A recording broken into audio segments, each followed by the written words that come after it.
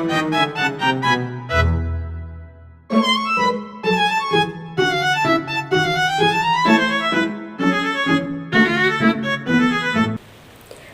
Assalamualaikum warahmatullahi wabarakatuh.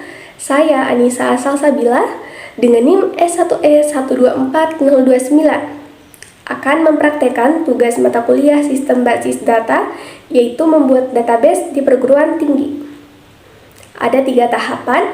Pertama, kita merancang logical design, di mana setiap dosen itu dapat membimbing 1 atau lebih mahasiswa. Kemudian, setiap mahasiswa ini dibimbing oleh hanya 1 dosen. Maka, logical design kita bisa gambarkan dalam bentuk entity relationship diagram.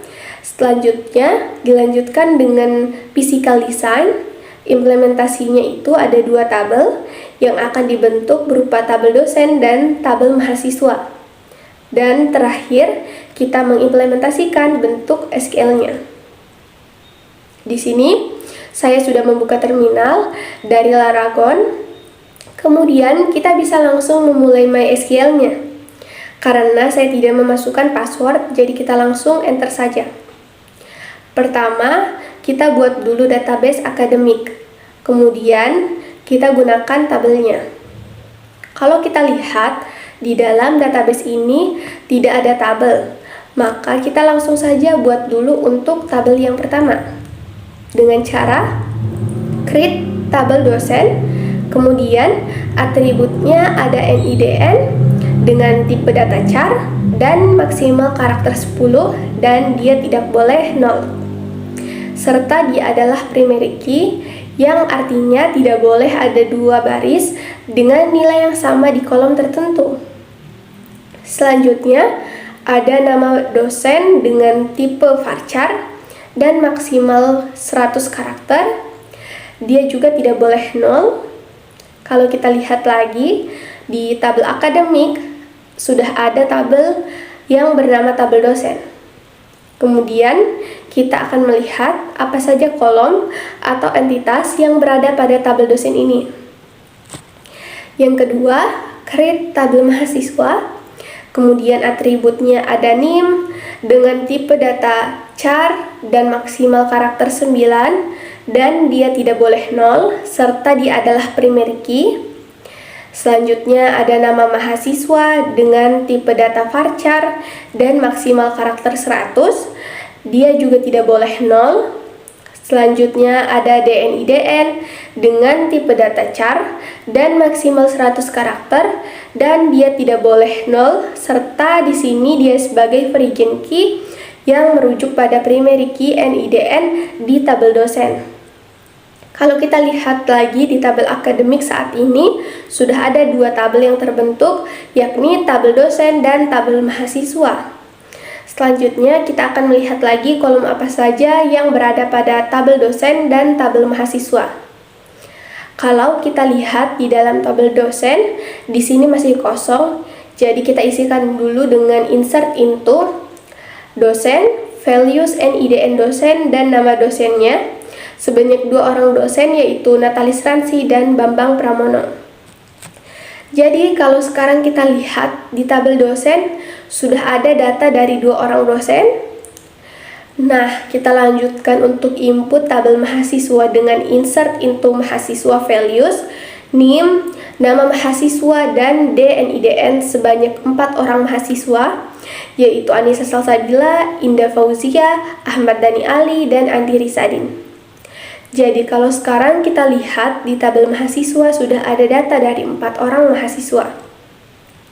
Selanjutnya kita ingin tambahkan kolom email pada tabel dosen, maka kita menggunakan alter table dosen dengan tipe data varchar dengan maksimal karakter 125 dan dia boleh 0. Kalau kita lihat di dalam tabel dosen di sini emailnya masih kosong. Jadi kita isikan dulu dengan update dosen, set email, where NIDN dari 2 orang dosen yaitu Natalis Ransi dan Bambang Pramono. Selanjutnya di sini kita bisa melakukan insert data lebih dari 1 baris dalam 1 kali eksekusi. Caranya adalah dengan menggunakan sintaks insert into dosen values yang diikuti dengan beberapa set nilai yang dipisahkan koma sebanyak 2 orang dosen, yaitu Sutardi dan Laude Muhammad Fit Aksara. Setiap set nilai akan menjadi satu baris data yang dimasukkan ke dalam tabel. Selanjutnya, create tabel jurusan, kemudian atributnya ada kode jurusan dengan tipe data char dan maksimal 4 karakter, dan dia tidak boleh 0 serta dia sebagai primary key. Selanjutnya ada nama jurusan dengan tipe data varchar dan maksimal 100 karakter dan dia tidak boleh 0.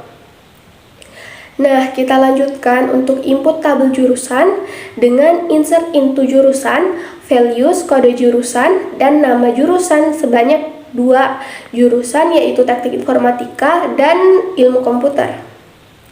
Selanjutnya, kita ingin menambahkan kolom gaji pada tabel dosen, maka kita menggunakan alter table dosen dengan tipe data integer dan maksimal karakter 11 dan dia boleh 0. Selanjutnya kita ingin tambahkan kolom J kode jurusan pada tabel dosen. Maka kita menggunakan alter table dosen dengan tipe data char dan maksimal karakternya 4 dan dia tidak boleh 0. Selanjutnya kita melihat kolom apa saja yang berada pada tabel dosen.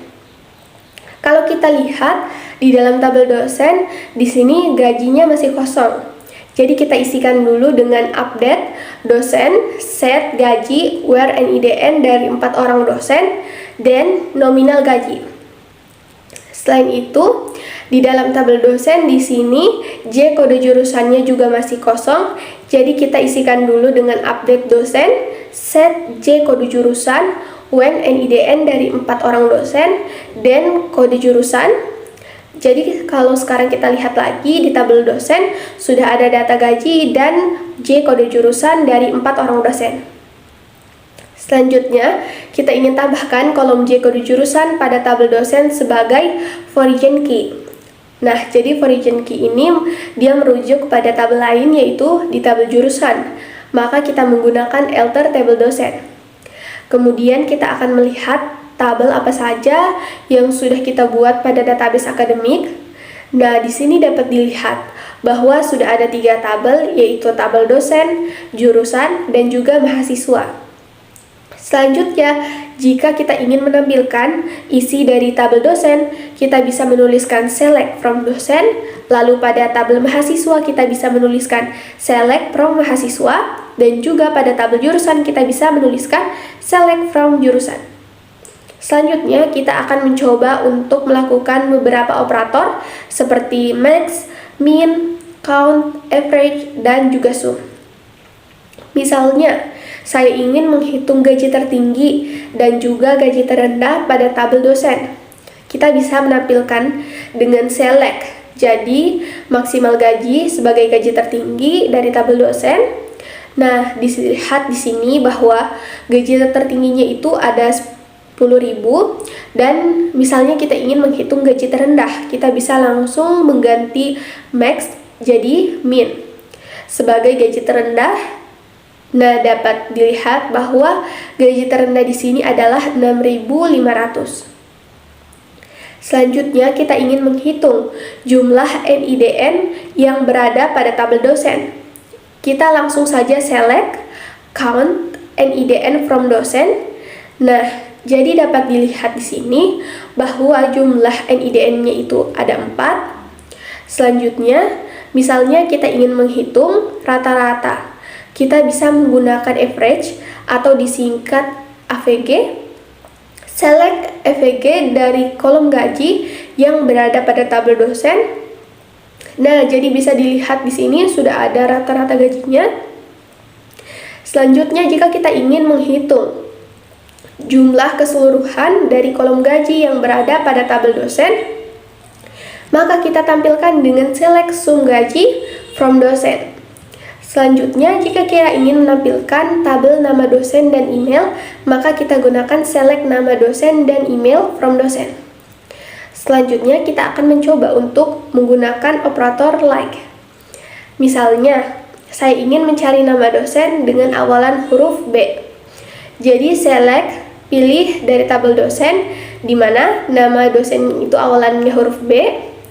Bisa dilihat di sini yang berawalan huruf B itu adalah Bambang Pramono. Misalnya saya ingin mencari dosen yang namanya itu mengandung huruf B. Nah, bisa dilihat di sini yang semuanya ada huruf B-nya itu ditampilkan. Dan misalnya kita ingin mencari dosen yang namanya mengandung huruf A. Di sini bisa kita lihat bahwa nama dosen yang ada huruf A-nya itu semuanya akan ditampilkan. Kemudian kita ingin mencari dosen yang namanya mengandung huruf NA. Bisa dilihat di sini yang semua ada huruf NA-nya itu ditampilkan. Dan selanjutnya misalnya saya ingin mencari dosen dengan nama keduanya itu huruf A. Jadi simbol underscore itu menggantikan karakter apapun di depannya, tapi yang keduanya itu huruf A, maka akan ditampilkan seperti ini. Selanjutnya, jika ingin menampilkan data mahasiswa dengan data dosen pembimbing akademisnya, kita bisa menggunakan inner join berdasarkan kondisi yang cocok antara kolom yang berelasi, yaitu di sini yang berelasi itu DN/IDN pada tabel mahasiswa sebagai foreign key dengan kolom NIDN pada tabel dosen sebagai primary key. Nah, kita bisa menuliskan select name dari tabel mahasiswa. Selanjutnya nama mahasiswa dari tabel mahasiswa, NIDN dari tabel dosen, serta nama dosen dari tabel dosen yang dimana diambil dari tabel mahasiswa. Kemudian inner join tabel dosen yang dimana yang berelasi itu DN/IDN pada tabel mahasiswa serta NIDN pada tabel dosen. Nah, jadi nanti ini akan menghasilkan NIM, nama mahasiswa, NIDN, dan juga nama dosen. Selanjutnya, kita akan mencoba untuk memasukkan data ke dalam tabel dosen dengan perintah insert into dosen, kemudian values. Nah, di sini kita bisa mengisikan sesuai dengan urutan pada tabel dosen, misalnya dari NIDN dulu, kemudian nama dosen, dan selanjutnya email, gaji, dan kode jurusannya. Jadi di sini, misalnya nama dosennya adalah Jumadil Naini, kemudian saya akan coba modifikasi J kode jurusan menjadi 0 dan menggunakan alter table, dan mengupdate ulang gaji dosen, serta mengupdate ulang nama mahasiswa di tabel mahasiswa, serta menambahkan data satu orang mahasiswa dengan insert into. Baik, nah di sini SQL atau struktur query language adalah bahasa standar untuk mengelola dan memanipulasi data rasional. SQL memungkinkan pengguna untuk membuat, membaca, memperbarui, dan menghapus data dalam basis data, serta mendefinisikan struktur basis data. Dengan SQL, pengguna bisa melakukan berbagai tugas, termasuk mengambil data untuk analisis, mengelola data dalam aplikasi, dan membangun sistem basis data yang lebih kompleks. Nah, selanjutnya saya akan memperlihatkan hasil dari nilai SQL dan MySQL di W3 School. Di sini yang pertama adalah hasil dari SQL saya, dan yang kedua adalah hasil dari MySQL saya. Nah, baik, itu saja dari saya. Nah, saya akhiri dengan ucapan wabillahi taufiq wal hidayah. Wassalamualaikum warahmatullahi wabarakatuh. Terima kasih.